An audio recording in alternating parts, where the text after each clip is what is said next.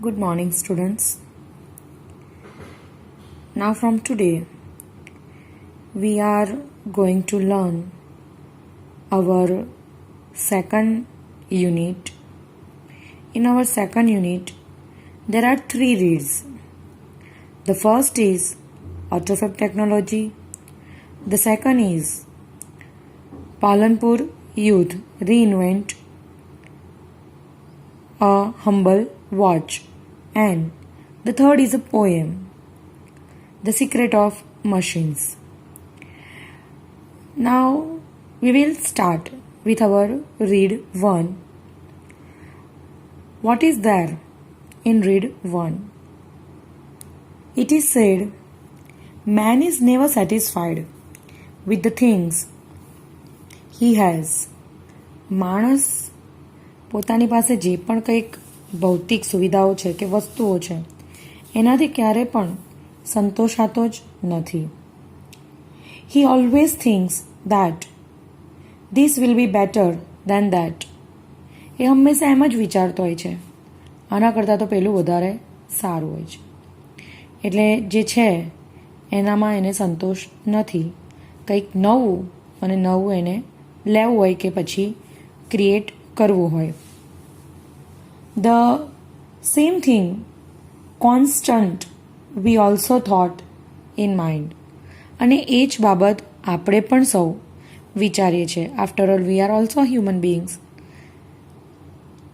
So, here, such world where whatever we want, we create and use.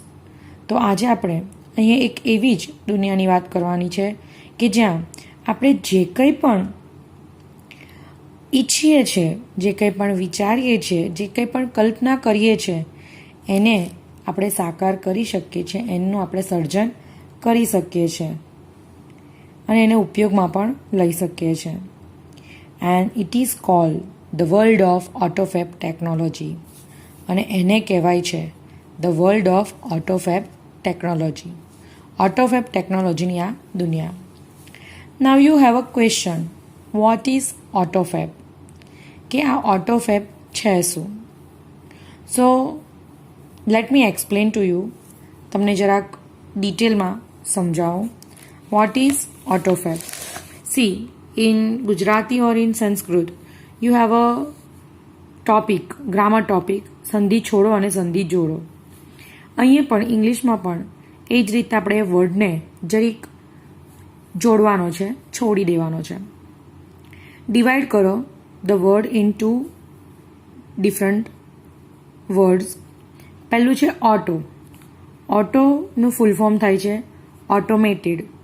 Automated that means સ્વચાલિત, એટલે કે સ્વયં રીતે ચાલતું. અને બીજો શબ્દ છે ફેબ. ફેબનું ફૂલ ફોર્મ છે ફેબ્રિકેશન. ફેબ્રિકેશન દેટ મીન્સ કે નિર્માણ અથવા તો રચના કરવી.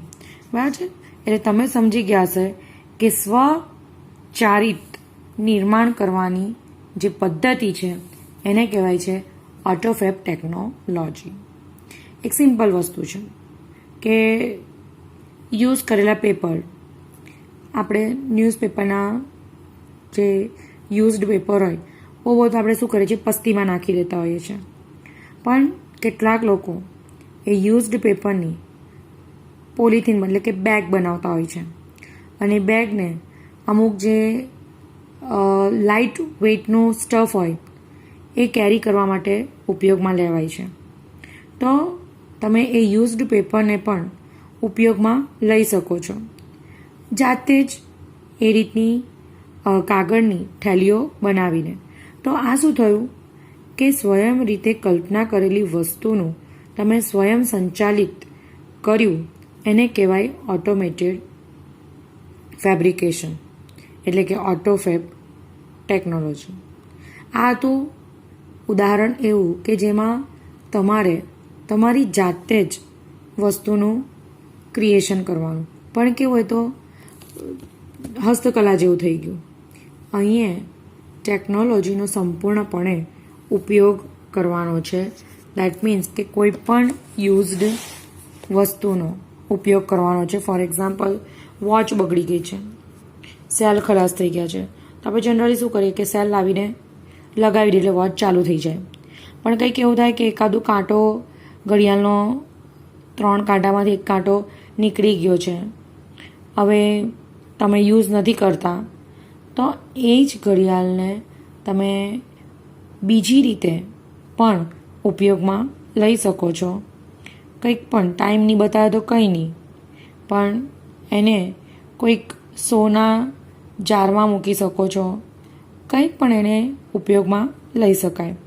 તો એ વસ્તુનો જો આપણે ફરીથી ઉપયોગ કરીએ છીએ તો એને બીજા અર્થમાં રિસાયકલિંગ કહેવાય છે. અને એ જ રિસાયકલિંગ માટે આપણને કહેવાયેલું છે. Means you can create the things as per your imagination on computer, કે તમે કમ્પ્યુટર ઉપર તમારી કલ્પના મુજબની કોઈ પણ વસ્તુનું સર્જન કરી શકો છો. You also know that the word recycling, અને તમે રિસાયકલિંગ શબ્દથી પણ પરિચિત છો. રિસાયકલિંગ એટલે એમ જોવા જઈએ તો yes, from the used thing or old things we can use some of his material and make a new thing. આ એક સિમ્પલ શબ્દમાં એની ડેફિનેશન થઈ કે ભાઈ કોઈ પણ વપરાયેલી ઘસાયેલી વસ્તુ હોય, એનો જે નકામી થઈ ગયો હોય, એનું અંદરનું જે કંઈ પણ સારું પૂર્જા છે એને કાઢો અને એમાંથી નવી કોઈ વસ્તુનું સર્જન કરો. In another word we can say, બીજા અર્થમાં આપણે એમ કહી શકીએ કે an act of processing used or abandoned materials for use in creating new products is called recycling. કે એક એવી પ્રક્રિયા કે જેમાં જૂની વપરાયેલી ઘસાયેલી વસ્તુઓનો ઉપયોગ કરીને એમાંથી જે કંઈ પણ કામની વસ્તુઓ છે એ લઈને એક નવી ઉપયોગી વસ્તુ બનાવવાની જે પદ્ધતિ છે, પ્રક્રિયા છે, એને શું કહેવાય છે? રિસાયકલિંગ કહેવાય છે. The customer is himself here in this read. The customer is himself a co-constructor. કે આટલે ગ્રાહક જ વસ્તુનો સર્જન કરનાર છે, એટલે કે co-constructor છે, એટલે કે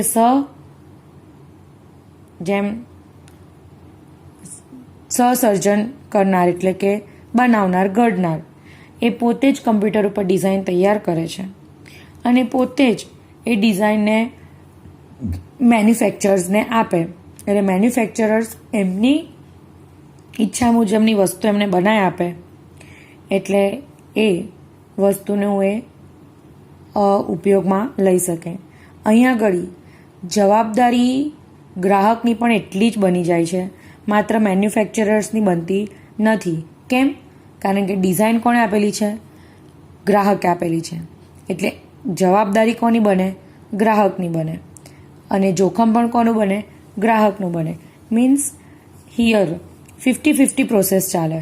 50% મેન્યુફેક્ચરર્સ રિસ્પોન્સિબલ બને અને 50% ઓફ રિસ્પોન્સિબિલિટી કોની રહી? ગ્રાહકની પોતાની રહી. કેમ? કારણ કે એણે આપેલી ડિઝાઇન પ્રમાણે વસ્તુ તૈયાર થઈને આવે છે. સો the customer is called co-constructor here because as per his design or pattern the things will be produced. કે એની ડિઝાઇન, એની પેટર્ન પ્રમાણે વસ્તુ તૈયાર થઈને આવતી હોય છે. So let's learn the read AutoFab technology and learn more about automated fabrication through the different examples. Thank you.